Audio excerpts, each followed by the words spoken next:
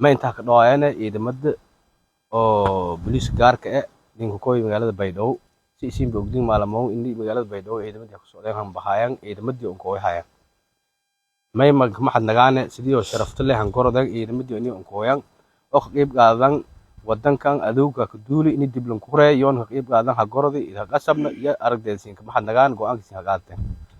go'aankaas ku bacda bulshada reer koonfur galbeed way la shacabka weynaha inay iyo la shaqeeyaan ciidamadiyo sidii horta ma la shaqeeyay jiraan si ku fiifilan shaqeeyaan yayoon baaqana way ba furuna ciidamada daraawiishta koonfur galbeed meel kasta oo roogan siin furunin al idin baahan inay koyt no kasta haatoy iddi ha go'aansatiniyo ku beert furunta sidaat walaaladii hore in kooyan lan kasta inta ha ku mariyama meel kale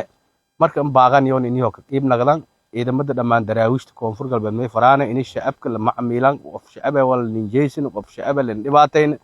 qofka kaliya ama ciidamada kaliya aan herin heer koonfur galbeed way buu geeka ciidamada daraawiishtu shacabka oo aragday geeka oo ay hayaan shacabka ardayga kalsoonyin walayo geeka noolan shacabka koonfur galbeed saas dartiya isiigni inay shacabka hadoo haysataan